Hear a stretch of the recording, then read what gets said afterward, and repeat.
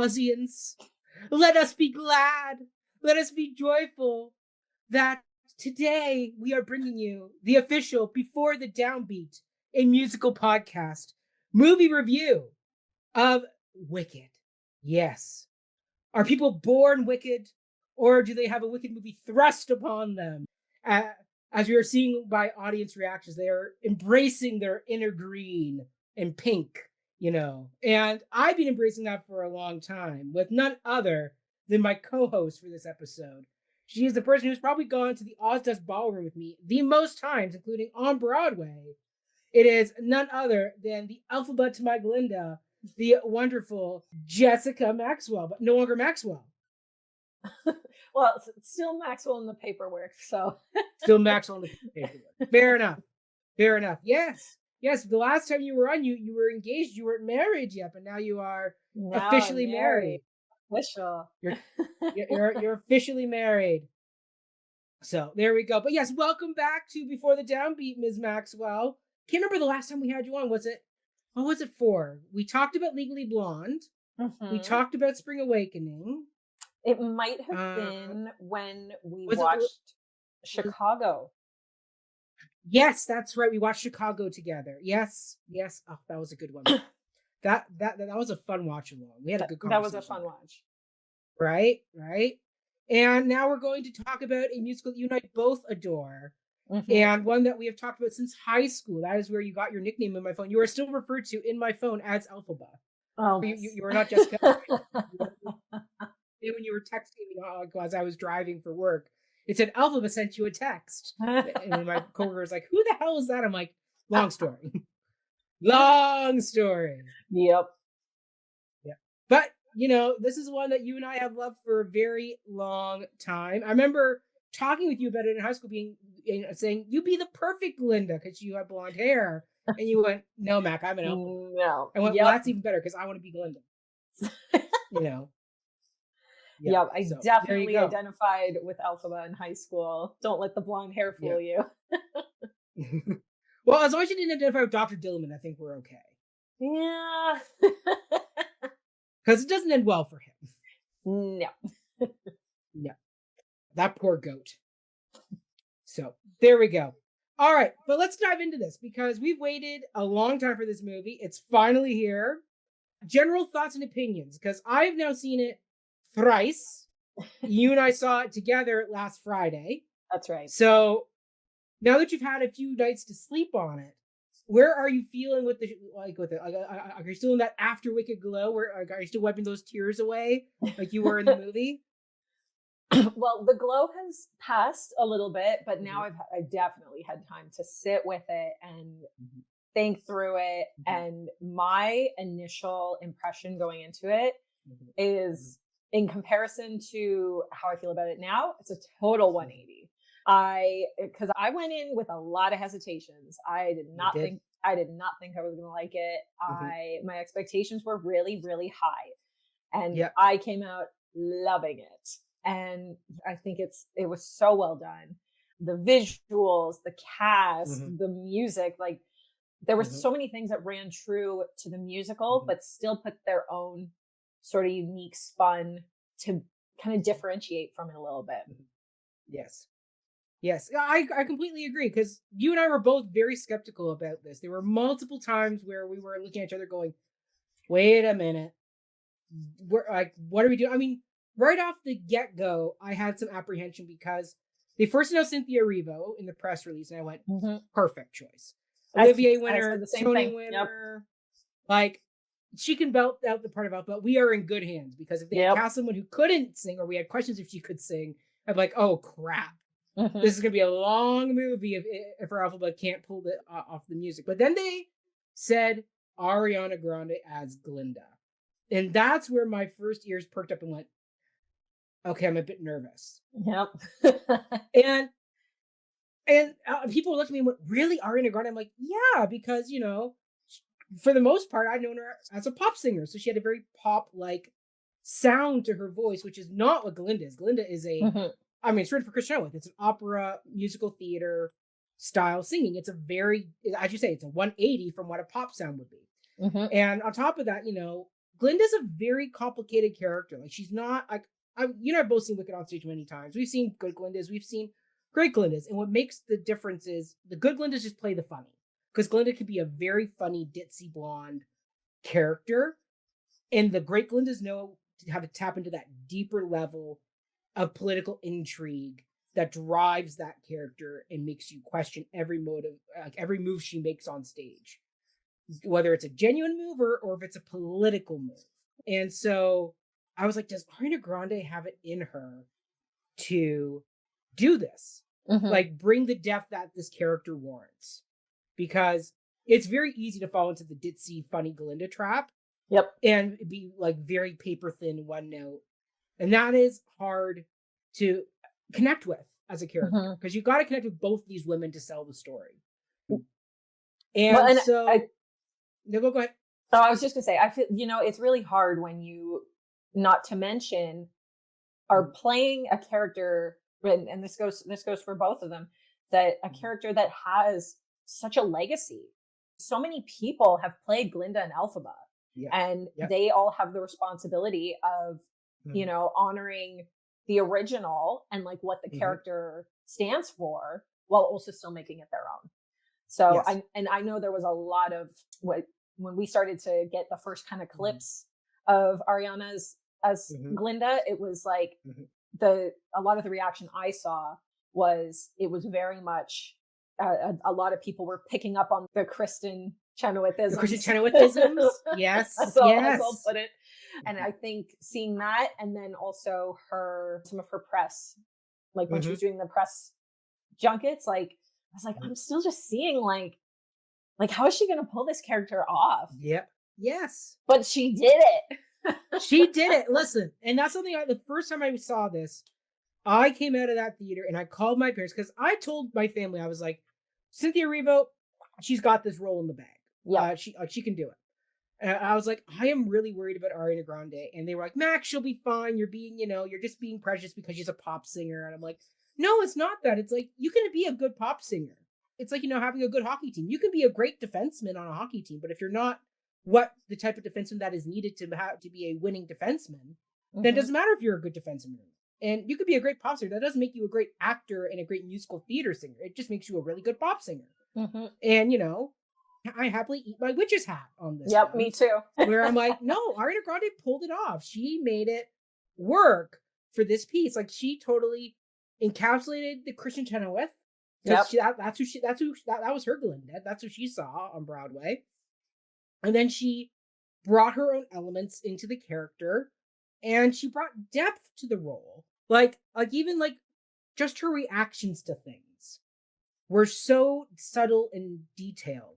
Like, just rewatching that whole opening number for her reactions to how the Munchkins are celebrating the death of Elphaba, the Wicked Witch. Like, you can tell there are moments where she is being political and being genuine, where she is, putting on a performative role, and there are times when she is letting her true emotions get the best of her.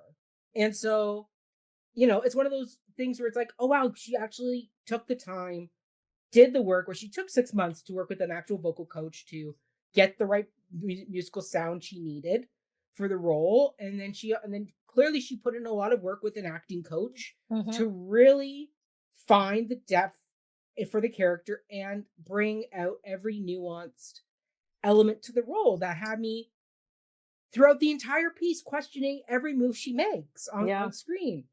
And it's wonderful. So I came out of part one just going, that's the other thing that you and I were both questioning is, why is this 2 parts when, the musical's only literally 2 hours, 40 minutes with an intermission on stage? Like, what on earth are they going to fill out and make this almost a 3-hour long first part movie? Yeah. And it worked. Like, not much more was added. Like, there's not like a ton of new scenes or new songs added to pad the runtime, but just the small additions to every scene that ballooned it out to being just under 3 hours worked. I mean, like the first 15 minutes, like it was like easily 15 minutes before we even got to the title card. Because it was so much more fleshed out. Yes, especially with the history of, like, young young Alphaba Mm-hmm. and Nessa Rose, and the Mm-hmm. fact, I mean, we'll get more into the additions, and we'll Yeah. get more into that. But overall, generally speaking, the Jon M as the director has done a superb job. I mean, to go from being the guy who directed the Justin Bieber documentary to Did now he? being considered, yes, yes, that's like one of his first big claims to fame is I doing didn't the know Justin that. Bieber documentary. Yeah, I mean, I never watched it because I have no desire to give Justin Bieber my money. But that being said, like, clearly from the get-go, he understood musicality, and every film he's done has had that element, whether it's Crazy Rich Asians with the wedding scene Mm-hmm. and just the way that scene is shot, and also like that the whole dance movie. party after. Oh, my mom and sisters cry every time it gets to the wedding scene and the water coming down the aisle and just the way you frame that shot, and then also the big dance party afterwards. Like, a lot of musicality in there. And then, of course, he did In the Heights with Lin-Manuel Miranda, which was kind of his jump off point to get into Wicked. Like, he clearly has a very musical brain and understands that world and how to translate it to the screen. And movie musicals, as you and I both know, are a dicey thing to get into.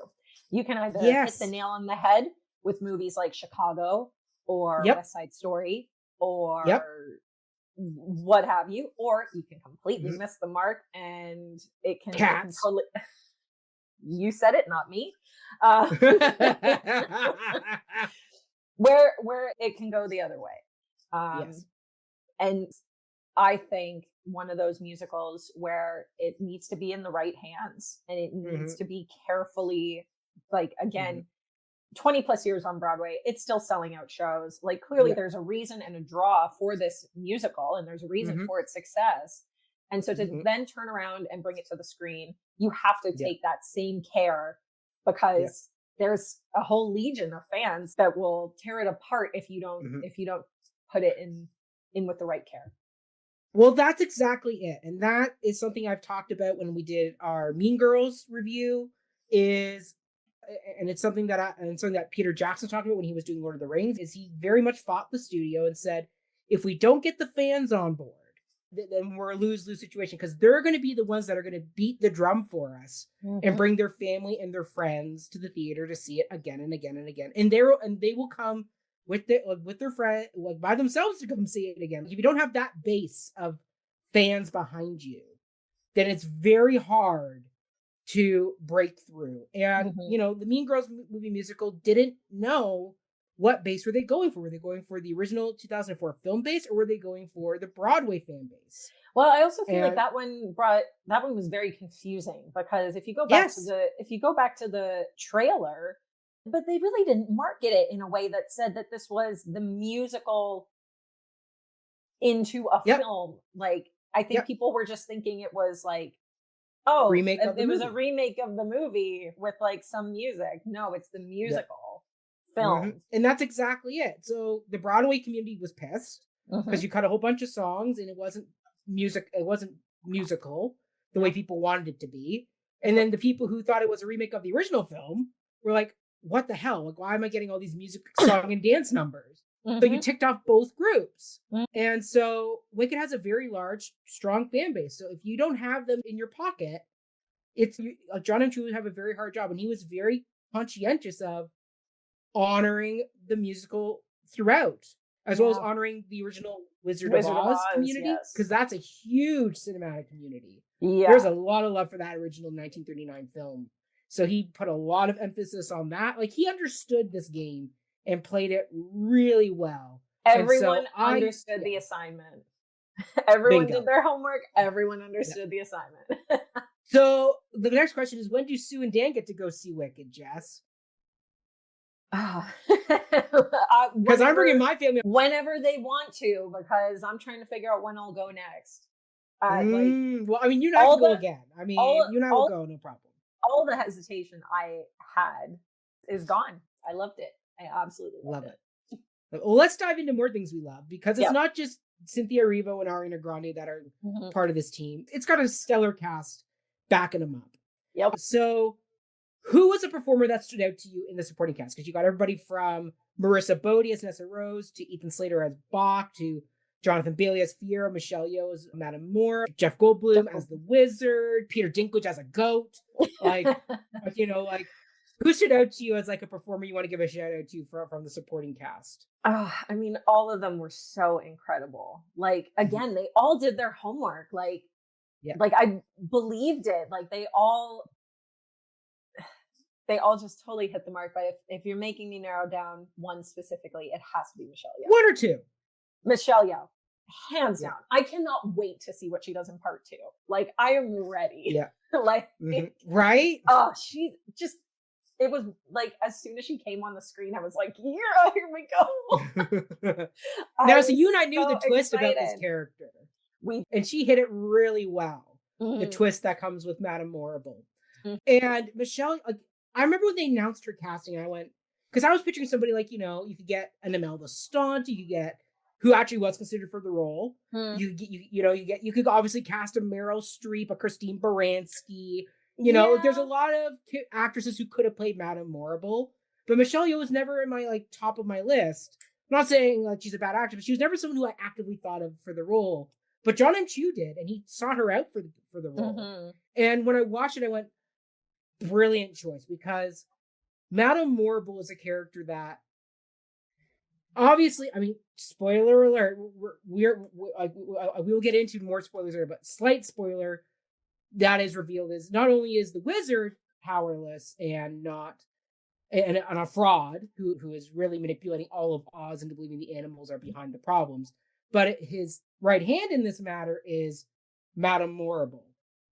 And when you first watch the film, if you don't know the twist is coming, you read her coldness and aloofness and kind of, I don't know what the word is, because it's just like that majestic kind of standoffish quality about her.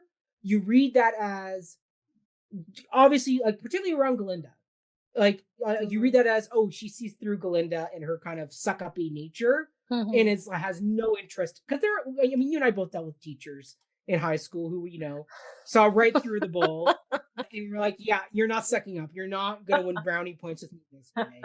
But like, when you realize the true twist, which is Madame Morrible is wicked and is power hungry like the Wizard. And that's why she's being the way she is. And just the way she says the word dearie throughout the entire movie, and the way it turns the minute you realize how evil she is, and she says the word dearie again, it's like, oh, you're scary now. And just the tragedy of the moment, when you see Elphaba's reaction to her to Madame Morrible being the one to brand her as the Wicked Witch. After, you know, a few scenes earlier when you're in the lesson and she says you're absolutely remarkable. And she's been nothing but supportive of you.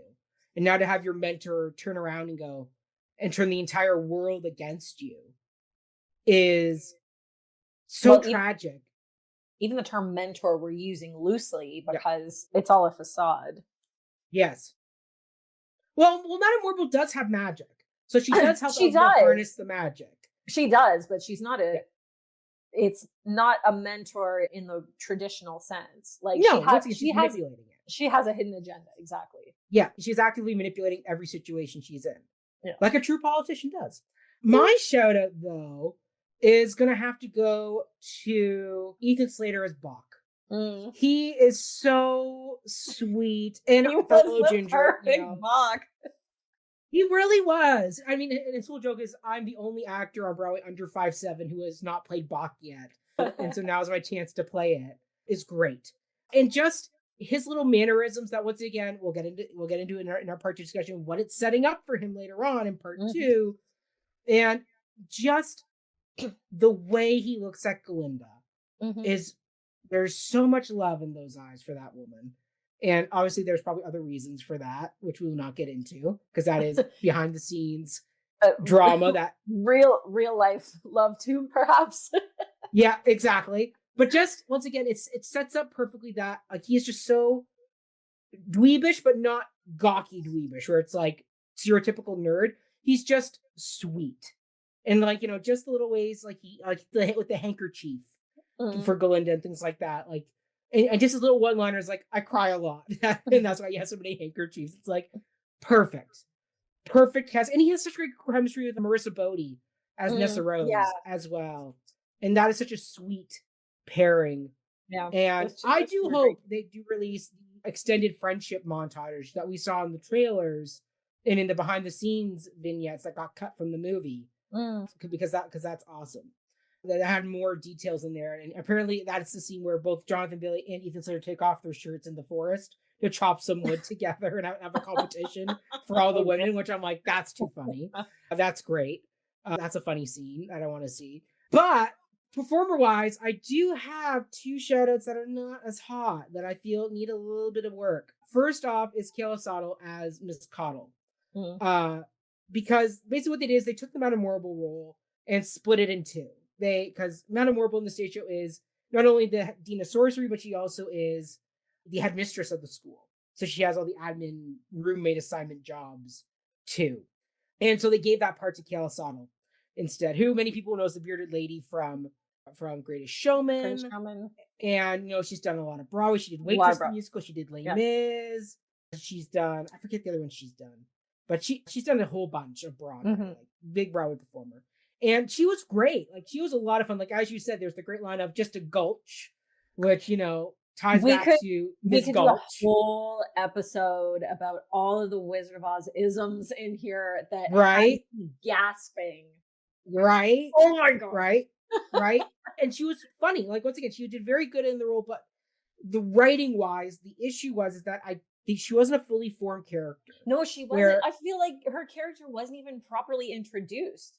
It was like she was just suddenly on the screen, and I was just like, yeah, hey, I know that face, but also like, what are you doing here?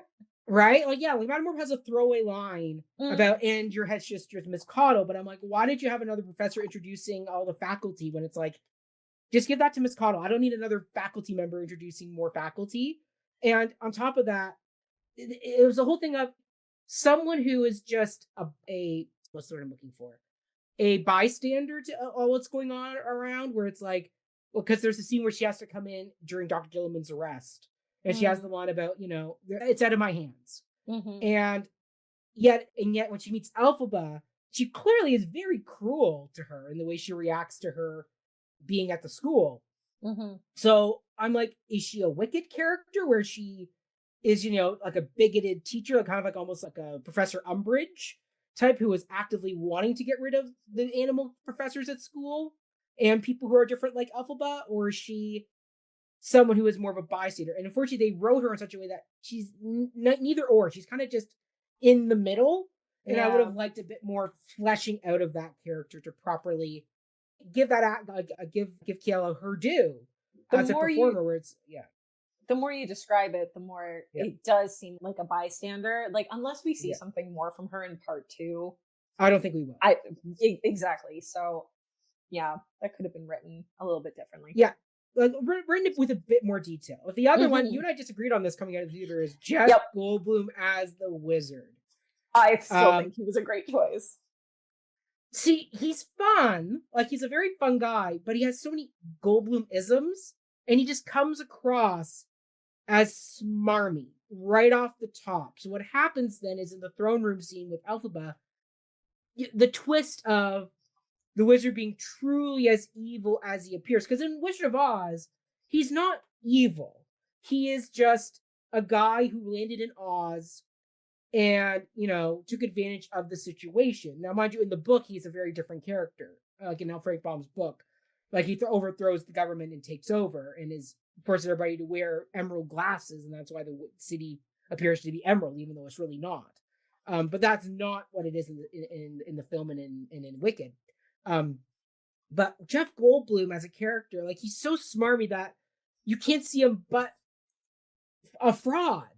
And when you go back and watch people like Joel Grey and kind of how he's portrayed in the Broadway show, he comes across as if a fuddled, like a sincere, sentimental guy. Like a Sentimental Man is a sincere song when he sings about wanting to be a father and connecting with the people of Oz and giving them everything they want. And Jeff Goldblum just came across as so smarmy that I'm like, Elphaba, pick up on it faster, girl. Like the big reveal of, you have no power. It's like, yeah, okay, we were way ahead of you because it's Jeff Goldblum and he always plays a bit of a smarmy character. Like even when he's a good guy, like in Jurassic Park, his character Ian Malcolm is a bit smarmy because he's hitting on Ian Grant's girlfriend, Ellie Sattler, and it's like, okay, you're not the nicest guy, and so yeah, and the fact they were considering people like Steve Martin and people like that, where I'm like, or Kelsey Grammer, like that's who was also in the contention. I was like, those two make more sense to me because they come across as sincere at first, but then they can turn a switch and you go, oh, no. You're not just a befuddled guy who took advantage of a situation. You are truly a wicked politician who is doing really corrupt and bad things to your people. And Jeff Goldblum just didn't come across that way. But I don't know. What did you think of him? Like, why did you think he is a good wizard? I think the smarminess works for the character.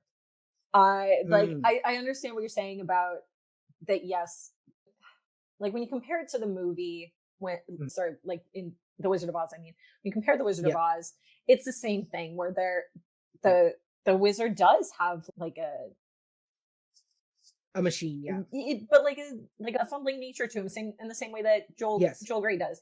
Yes, but I think given that the movie drives a little more political in some of its nature, that we need some of that smarminess. And there's also a really, like, given how long this movie is, he really only has a small block of time. He is, and so I think they just decided to go the way of like just pushing in that direction, just sort of off the hop, because it's like as soon as like he's on the screen for like probably 15-20 minutes, and then they had to like not even I'd say 10, maybe 10, right, maybe even less than that. And so at that point they're like, all right, now we got to pick it up, because this is where we have to reveal everything. This is like where the big finale comes. And so I think we might see a bit more of a softer side in the second act, like when they do Wonderful. I was going to say, maybe. This is where Jeff Goldblum will shine, is in Wonderful, because it is a smarmy song. Because it's all about how we view his history. And it's like, he is selling Elphaba, he's snowing her. And so it is smarmy. Like that whole number is very smarmy. And I'm like, that's where I'm excited to see him be Jeff Goldblum. Like compared to A Sentimental Man, which is still that facade. You're still supposed to believe he is a sincere guy. Who is who's there to help Elphaba achieve her goals. I mean, I do love him as a performer. And I mean his little one-liner to Glinda of, yes, and you too, Belinda. It's like it's great. It's great. I think in part 2, when a certain moment happens that will surprise a lot of people, that involves the wizard, I think some more color might come from out of the character. Okay. So fair. We'll leave it at that. Okay. Fair enough. He didn't get much screen time, so I think it is very limited screen time. It was a little bit of it was a harder read, I think. Yes.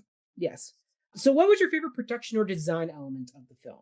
Oh my gosh. There was so much, because there was so much detail. It has to be Shiz University though. The detail. Like, first of all, they roll up on a boat. Like, and just like the visuals of it, like you really, really see it in The Wizard and I, when Elphaba is like going in and around through all the corridors and like all the different rooms and everything. And just the set of it is just stunning. Nathan Crowley is the production designer. All right. For it. Well, and he A++. Like it was beautiful. You don't get any of that in the musical. No, and you can't. There's no way. Absolutely no shade to the set design in the musical, but with the movie, it's a completely different ballpark. And this is another great example of how are they going to take these stage elements and bring them to the screen? Because they could have left it super duper plain Jane, but they went into it, and it was it showed. It was great. Right? And I mean, like, just the production elements like that, like just designing, like even Munchkinland, because as you and I talked about, they planted 7 million tulips just to get that shot of running through the fields. And then, of course, because they did the hills surrounding Munchkin, so no matter where you turn, you get to see those fields of tulips. Mhm. Like just that detail, or him designing the wizard's head. That was Mhm. actually a 20-foot tall puppet that was Or, live on set that could or the move and train. interact. Or the train, that took them 3 days to move anywhere because of how heavy it was. Like just those details, just incredible. And just as you say, going through Shiz and seeing that world in the room, Elphaba and Glinda's room, Mhm. and the way they designed that with all of Glinda's bags having different things in them that you can pop out at any given time Mhm. is great. Like just building that world that felt lived in and real.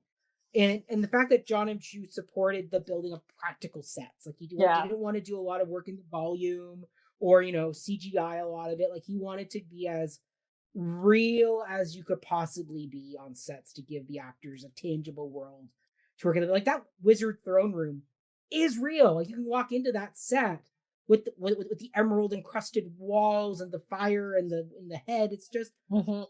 downright incredible. Like it's Mhm. just superb. But I will give my shout out to, hold on, let me make sure I get his name right, because he's done a lot.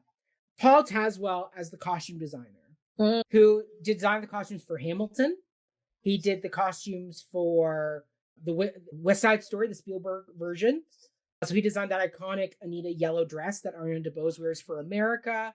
Like he's done all that work. And once again, coming into this, where the costume designs from the stage show are so iconic. Like I remember Mhm. finding out that Glinda was not going to have the blue bubble dress, that they went pink. And Which, I was of like, course, really?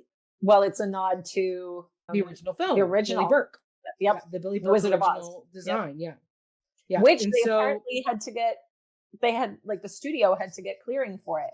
That's did they why, really? yeah, that's why in the musical, Glinda's dress is blue. Ah. And I mean, just building off of what Susan Hilferty created on stage, Mm. like you still get like the pink dress, for example.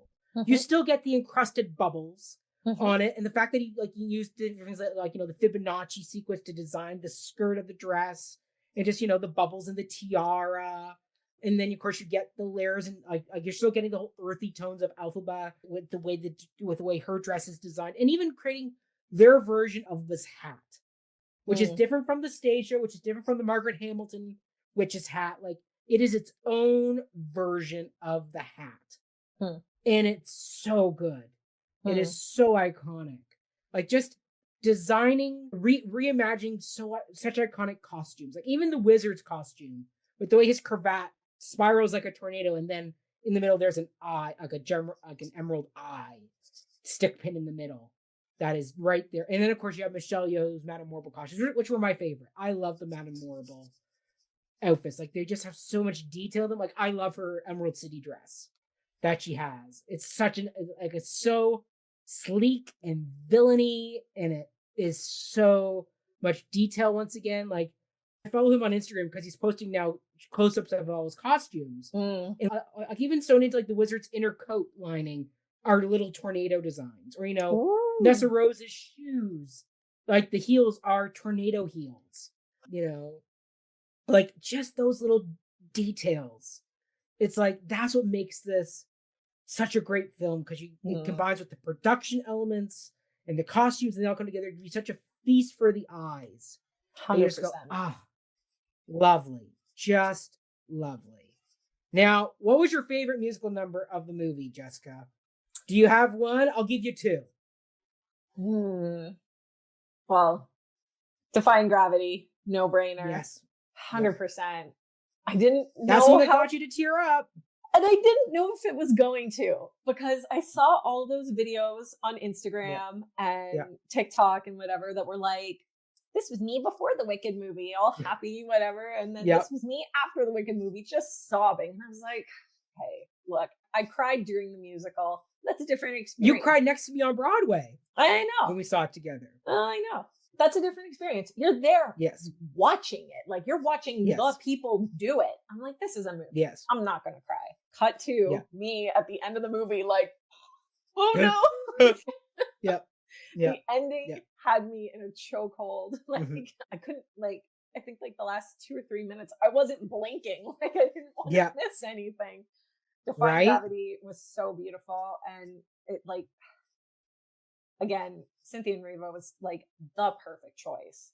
She's Yes. incredible. I was thrilled when I heard she was playing Elphaba. I saw her in The Color Purple, and like the way that she just captivated the entire room. Like there is a reason that she won the Tony for that role. Yeah. So and the Olivier for that role too. Oh, there you go. So yeah, I knew for sure that she was going to knock it out of the park. But even still, like she had her, like they changed some of the musical arrangements of it slightly. Yeah. She does. They added more in. Yeah, she does her own version of her high note, and it was so good, so good. It's so good, and once again, you're taking out such an iconic moment from the musical, and the fact that we even still got a version of that where like there's the shot, which we see it in the trailer, of her with backlit by the clouds and the cape billowing, so it gives that false kind of that look that you get on in the stage show with the billowing fabric and the green clouds, and as you say, the minute you see young Elphaba as she's falling, it's like that 30-second flashback. Yeah. I think that was what did me in. Right? It's just so perfect, and it's not cheesy. It works. No. And just once again, the building of the song and the way that they've choreographed it in the tower, and of course you get that great moment from the stage show where Elphaba kneels down and then stands up, and she's got the hat and the cape and the broom and the black dress, and it's like, oh, there's the Wicked Witch we all know. And the fact they did their own version of that with the great slow-mo cape sweep, and it just and just that iconic look. And Cynthia's choice, like her reactions when Glinda turns away to go get the cape, and just that reassuring wink that she gives her sets up why Elphaba makes the choice she does in the second act when they meet up again, and which we'll get into in part 2 discussion at the end. But yeah, just that choice, it just sets up perfectly why they're going to make those choices in the second half that they have to make. It's just so good. But mind you, I'm stuck. I'm stuck in a toss-up between, well, first off, I'll say, what is this feeling? Because that is such a great use of montage. It's just incredible. Like just the way they designed that whole number to capture, their time at school, that rivalry they have between them. You get to see them in different classes. You get to see them in the cafeteria. I mean, I love the whole comparison of the cafeteria sequence to being like that song from High School Musical, Stick to the Status Quo. I'm like, yeah, there's a bit of that in there. I can see people make that correlation. So, yeah.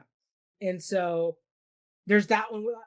Just the way they use that montage. Like, montage is not used enough in musicals because the directors seem to feel we always have to see the actors singing on screen. But it's like, actually, you don't. You can use montage and just have them be voiceover. And that's okay. Because if it's telling the story, I can listen. Yeah, it's one of those ones where it works. I mean, it does work.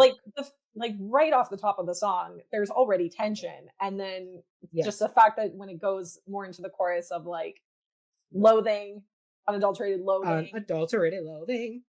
And it's like, I'll be loathing you my whole life long. Like, we get it. You guys don't like each other. Like, yes. Like, I don't need to see you sing it. Now show me the montage of, oh, here's Glinda stuffing bags in Elphaba's face, or here's them fighting over a desk. Like, that's one of those things where it's like we get it. Show, don't tell.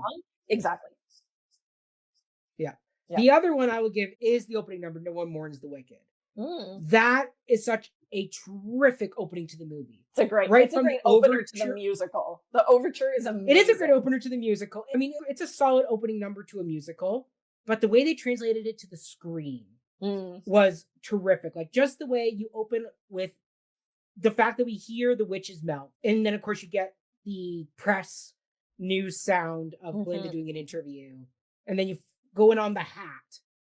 And then from the hat, you then get the flying monkeys with the overture. And of course, you have the great choice of when they get to the unlimited theme, which Steven Schwartz has said many times now, that is based off the Somewhere Over the Rainbow. It's the same notes. And the fact that you cut through the waterfall and the rainbow as you hear those musical notes to then see the Emerald City and Dorothy and the gang walking back to see the wizard. And then, of course, you cut to the tulip fields and the whole townspeople, and Glinda shows up. Like, it just builds and builds to this crescendo of a moment of this giant freaking burning effigy of being wheeled out with this.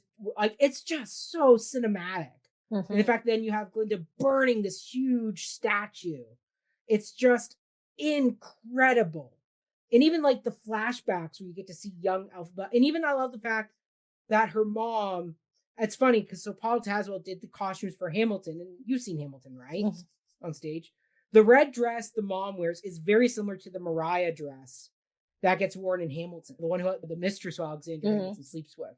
Like that same red dress. I looked at that one. I see a bit of Hamilton there. But just once again, the fact that we added in Dulcibert from the books and a lot of the animal characters that you hear about. I thought that was a really, really interesting choice, but because we see it in the beginning, and then again with like young Elphaba, and then to give the animals their own scene too. Like when they have the meeting with Dr. Dillerman, I was kind of like, where are we going with this? But then it all circles back to the whole passion. But sorry? The animals being silenced. But more so to Elphaba's passion. Yes, for the animals. Yeah. Like this stems from her childhood. So like there's she was raised by Dulcibert. Yeah. Yeah.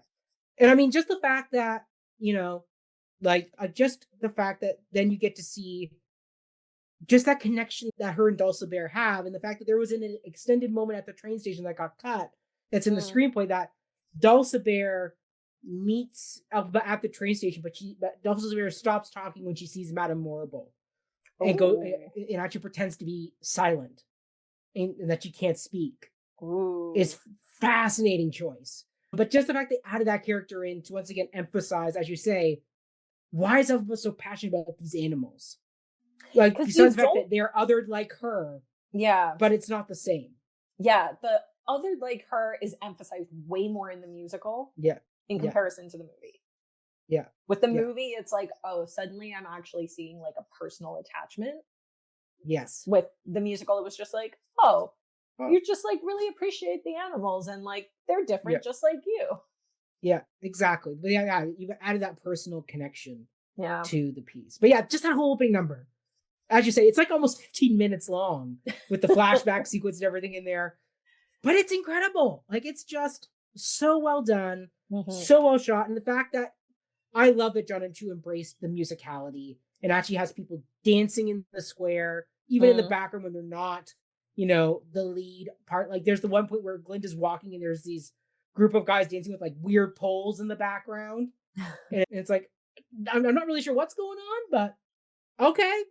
Like the fact that you added that in because this is a dancing, active, musical number. It's not the lame is realism of no, we can't have people dance. It's it's okay. You can have fun with that. So yeah, the opening number and What Is This Feeling?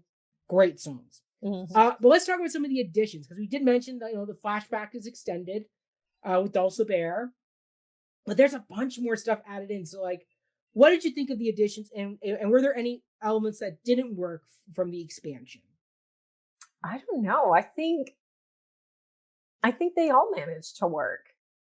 The animal expansion was great. Yep. I don't know. What else was there? I'm trying to think. Well, there's a lot more with Glinda. Like, there's a lot more Glinda moments added in. Like there's the whole new introduction of Elphaba and Glinda to each other before they're assigned the roommates. Where like Glinda says, "I'm gonna help you," and Elphaba's like, "But you don't. This is an empty promise that people are fawning over you for." Yeah, and I also. And then there's the scene when they're in the room and Glinda tries to make a deal with Elphaba, saying, "Hey, put in a good word for me with Madame Morrible." But doesn't she do something like that already in the musical? No, it cuts from The Wizard and I right to What Is This Feeling? There's no first time in the room scene. And there's nothing, and Glinda and never goes to Elphaba beforehand to say, hey, you know, I'm being nice to you, so in return, put in a good word for me with Madame Morrible. That's not in there. Oh. But it's so smart to do it. And I love that addition because it adds the political element that people overlook with Glinda. Glinda is a politician through and through. And she is a good, as we said, a good performance of Glinda is someone who is always, the wheels are always spinning. Ergo, you should always be questioning, is she being genuine or is she being political? So the fact that her first big scene at the school is her making empty promises to Elphaba to win favor with the masses. And then cut to later on with her trying to barter Elphaba by going, look, I made you a cute sign. I gave you a room, even though, you know, I was supposed to have a private suite. And in return, you could put in a good word for me with Madame Morrible. Oh, and by the way, tell me your secret of how did you do it? How did you make what you did happen?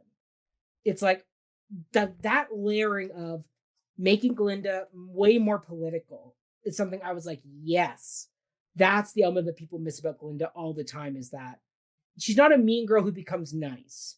Because Glinda never really was meant to be a mean girl. She's meant to be someone who reads the political situation and goes, everybody else is scared of Elphaba, ergo, I'm not going to speak out against it.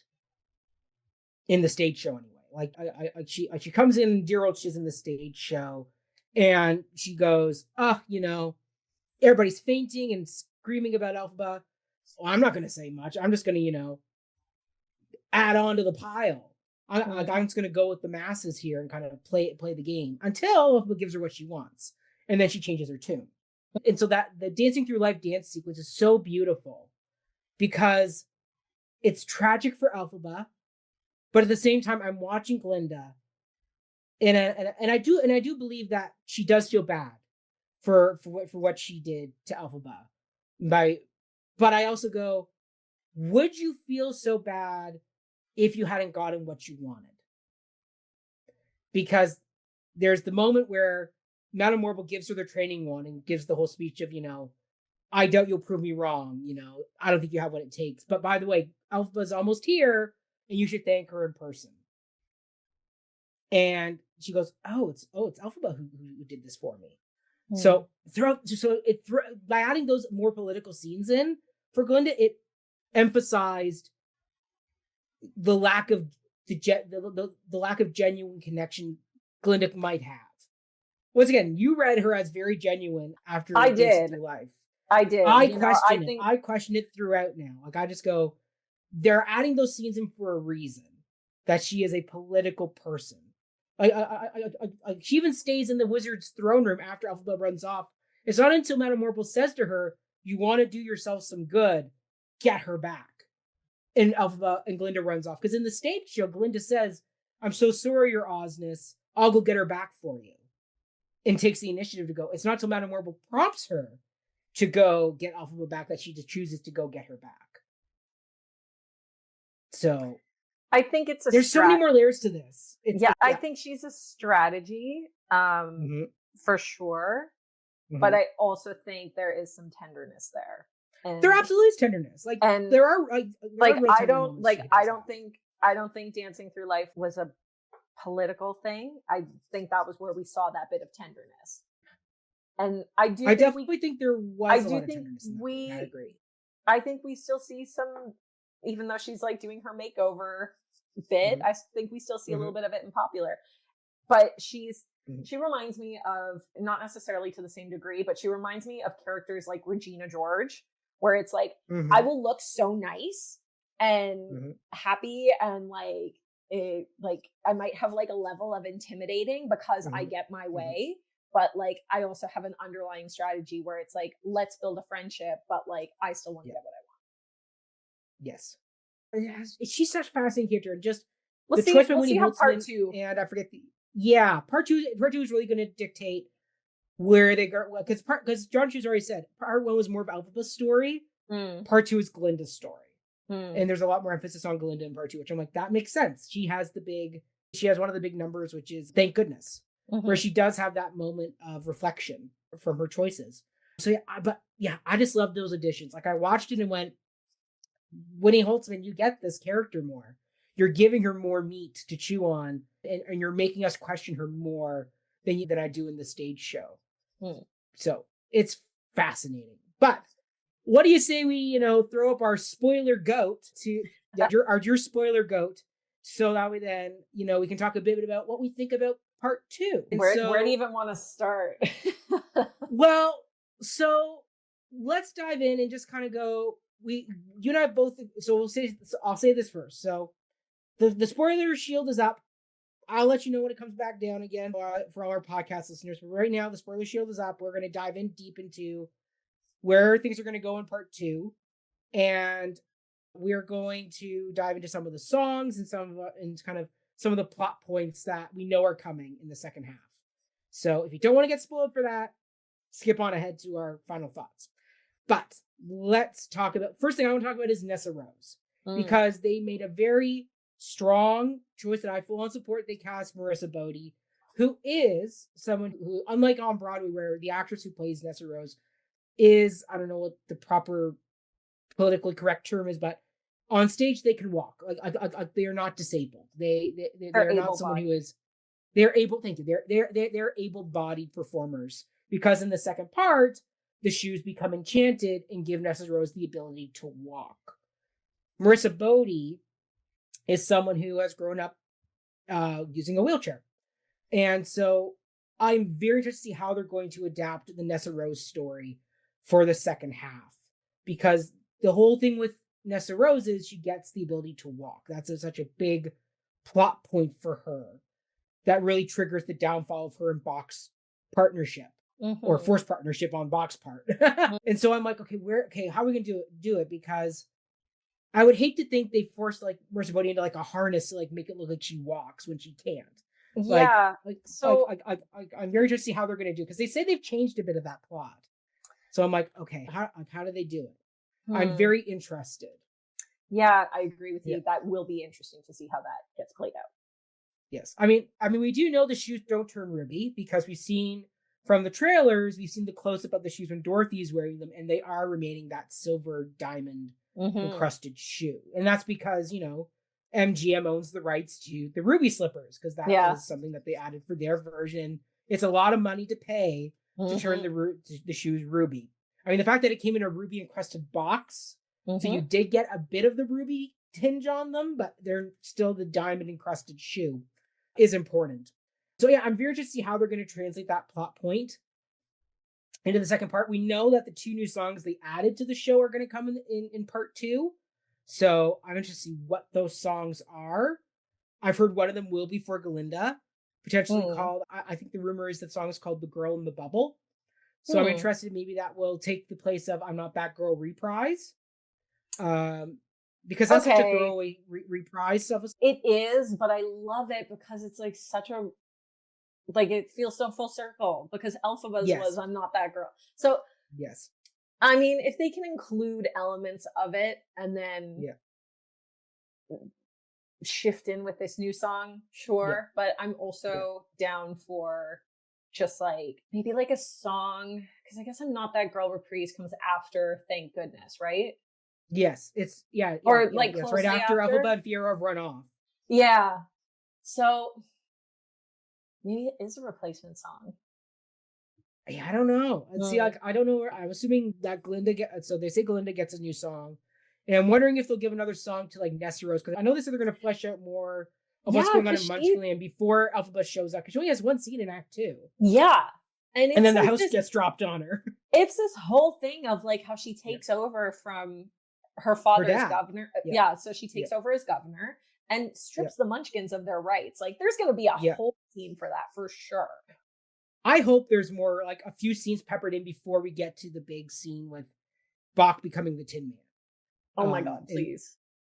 Because once again, the second act is such a truncated story that like I'm expecting that we're going to get more tie-ins to the actual Dorothy Wizard of Oz elements of the story, because that happens a lot off stage. Like we don't see much of it at all. Like we don't see really any of it of Dorothy at all. So I'm wondering if we're going to get more scenes there. I didn't love how in this first part they had Elphaba getting all those prophetic visions of Dr. Dillman in the cage. spoiling what's going to happen to him in part 2. Like Yeah, that, I was like, we don't need prophetic visions of animals in cages. Like, it was giving That's So Raven. Like yes, getting the yes, flashbacks of what's to come. yeah, yeah, yeah, yeah. Right? Like, that was one of them where I'm like, yeah, we don't need prophetic visions for Alphabet. Like, she already has a lot of magic in her. She doesn't need now prophetic visions that spoil what's going to happen to Dr. Dillamond as a I mean, character. though she does say in The Wizard and I just had a vision. The vision. Yep. So maybe this entire time She's been having visions. there's nothing more visions. Well, I mean, like, even during that moment in Wizard and I, it does show visions of no one mourns the wicked and the people cheering. We just don't know that they're cheering because she's dead. Right. You know. So I'm very interested to see that element and just kind of if they're going to do more with Dr. Dillamond's character in that whole tragedy of what befalls him. Yeah, I'm very, very intrigued to see. I also hope they're going to give a bit more time to the resolution with how Glinda kind of has her coup against Madame Morrible and the Wizard. Because in the stage show, it's such a quick, it really get is. in your balloon, guards arrest Madame Morrible. I do hope they give a bit more time to that resolution for those characters.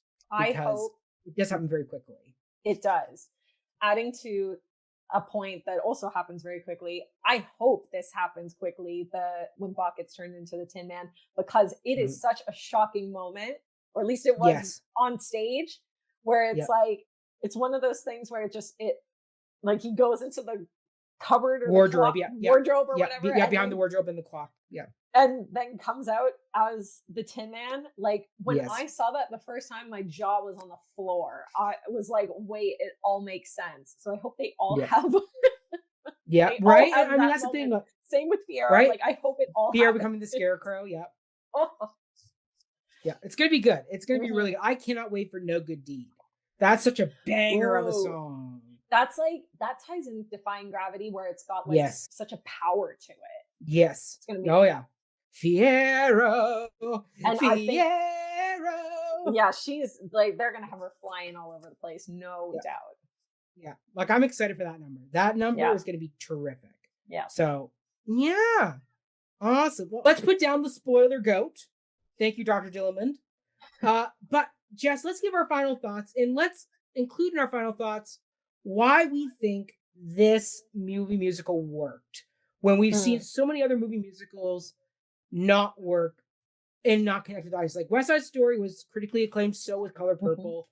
Both failed to, get a lot of audience office success. You had Mean Girls, which wasn't critically well received, but did relatively well at the box office, mainly banking off, the IP. And then, you have Dear Evan Hansen, which was just horrible that nobody wanted to see there. But, so a lot of movies, even Jon M talked about, how In the Heights kind of broke his heart because he goes, I made a really good movie and not a lot of people came to see it post-pandemic. And he learned that lesson that yes, you can make really good product. Doesn't mean, the horse is going to drink the water. You only can get so far. So give your final thoughts on the film itself and then why you think it worked compared to other movie musicals. Well, you brought up a lot of really good points about musicals that have worked and musicals that didn't work. And we kind of touched on this at the beginning too, but I think there's a lot of different factors. First of all, this is a musical that has been on stage for over 20 years now. It is one of those musicals that, like theater fans know very well, but it's also something that attracts the general public because I think one of the big things or one of the big reasons why is because it's treated as the prologue to The Wizard of Oz. People know The Wizard of Oz. So it's like, okay, well, the names of these characters are new to me, or here's some new background information that I might not have considered. So I can put 2 and 2 together and I can kind of gather it. Yeah. The stage production, the music is great. The characters are great. It's a really good story. Everything connects with The Wizard of Oz. So in that case, it works. When you bring it to the stage, there's a lot of different factors that need to go into that I think we've discussed, the production, the costumes, that work is being done. The casting is this really, and I think what made this work was this was a really great balance of names we recognize and some names we might not have recognized. And the fact that everyone in this cast did their homework. They knew how important this musical was. They understood the legacy of this musical. And I'm sure they've seen movie musicals that did not do well and were like, we are not doing that. Yep. And it shows. These are all theater kids too. And so they also know and understand the importance of making sure that story and that vision that they fell in love with when they saw the stage musical shows in the movie, especially for those who have never seen the movie or the musical before. It's an experience, and so much more has been fleshed out. The story is explained more. We get new insight to these characters. And it really, I know for me, it really felt like I was there. And that's what theater does. If theater is done right, you feel like you're part of the story. You feel like you're enveloped into this world that you're being brought into for 2.5 hours. So that's why I think it worked. And that's what I'm hoping for part 2. Fingers crossed. Yeah. But yeah, no, I completely agree with you. I think what made this different is, first of all, I mean, West Side Story and Color Purple are both great movie musicals, but they did not have that built-in fan base like Wicked or Mamma Mia, or they just have, which are more recent, and they have that really long legacy of a solid fan base cultivated that would come out anytime. Like, don't get me wrong, people love West Side Story. It's a solid musical. But there was never a big audience banging down the door to see West Side Story remade for the modern audience. I mean, it was a bit of a passion project for Spielberg. This is something people have said for a long time of, when are we getting a movie musical of Wicked? And so I think it and Wicked always seems to come around at the right time. Like, the book came out right after the Monica Lewinsky scandal. So the whole the whole political commentary was big. Then, of course, the musical comes out in 2003, which is right at the height of when the Iraq War was started. The Bush administration. People were starting to distrust. The Bush administration. People were starting to distrust that. Now we're into the world of 2024, where, you know, we have now seen the re-election of Donald Trump and the rise of Trumpism and celebrity politicians, you know. And so the commentary keeps coming back. So I think it allows audiences to connect repeatedly with the story and what, and you know, the whole meme about, you know, holding space for defying gravity, because people are feeling frustrated like Elphaba is. There's a lot of people in the world who feel like Elphaba. And so this musical taps into that energy and allows you to break free. I think that, what a fantastic way to look at that with the political timeline. Right? I didn't even think about that. All those details. That's why you got me here, Elfie. I can see it. I'm like Dr. Dillmoon doing a history lesson. Oh, yeah. Yeah. You know, I even got the goatee. There you go. But yeah, like, that's the thing there, where, like, I think the story just keeps coming back and keeps connecting at the right time for the audiences. And that's what makes this work compared to a West Side Story or a Color Purple, who are great products. Like, they're solid movies. They just, it wasn't the right time. It didn't have the right audience interested in it that could have mass appeal the way it should have. And so I think that's what set it apart. And just, as you said, the cast came in, they did their homework. Like, Ariana Grande read all the Wizard of Oz books, all 13 Frank Baum Wizard of Oz books, to get herself as well acquainted with the story of Glinda as possible. Cynthia Erivo reread all of Gregory Maguire's books, so she could get the full understanding of who Elphaba is in his eyes, because it's obviously his work that's being adapted. And so, you know, all those details, and just Jon M like, mining every little detail, like, out of every bit of source material. Like, the fact that during The Wizard and I, when she runs through the fields and upsets the birds, they are bluebirds that then fly over the rainbow at the end of the song. The detail. That detail that, like, you didn't notice. No. I didn't notice on my first 2 watches. I caught it this time on the 3rd watch. Wow. I caught that one. You know, it's one of those things where this is a layered movie that warrants repeat watches. It does. And the music is great. It's cinematic. It's epic. Like, I cannot wait to take my family to see this. I am so excited. And I cannot wait to go see part 2 with you in November of 2025. Like, what am I going to do now? I have to wait till next November. I know, it's a long ass intermission. Ugh. I mean, yeah. I mean, the way I think about it, we're gonna get a teaser trailer probably around the time of the Super Bowl, like we did last time. So we Mm-hmm. don't have to wait too long for some more part two material to start coming. I was surprised there wasn't like a post credit scene where they have the part two trailer at the end of the credits for people to like Or stay around was and there? watch for. Did we There was stay? not. I Oh, checked. do you stay till the very end? No, I just checked online and see because I was going to sit around and wait Ugh. until you know. But it's so good. It's so good. I cannot wait to do part two with you, Ms. Elphaba. But for now, we will let you go because you got more things to do. So in your green sweater, you know, you got some festive fun to have. And I we was can't wait going to for have an you back. Elphaba green, but also festive Festive. green. I love that. I love that. And I will say you are coming back for season 7 because we have a particular animal musical we have to discuss. Wonder what the one that could be. Right? Hmm. It doesn't have a What's goat that? in it, No, but it does have a but warthog. close enough. Close enough. Close enough. Close enough. And animals get to talk in that one. They do. Yeah, So they do. another So musical with animals talking. that's right. So yes, you're coming back for season 7, maybe even the season 7 premiere. You know, we will see. Time We will will see. tell. But there you go.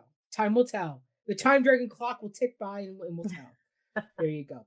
All right, everybody. Thank you so much for tuning in. And, remember to hold space for defying gravity. Yes. All right. And wait, but before we do our final we're going to give Alpha a chance to give her a social media plug. So where can people follow you, Ms. Jessica Maxwell? Oh, you can find me on all sorts of socials at Jessica Max. Wonderful. Wonderful. You can follow me at Mackenzie Horner, all social media platforms. Follow my other theatrical antics over at Cup of Hemlock Theater. And until then, everybody stay healthy, stay safe. And remember, it's not about aptitude, it's the way you're viewed. So it's very shrewd to be very, very popular, like us. Thank you all. We will see you in our next episode.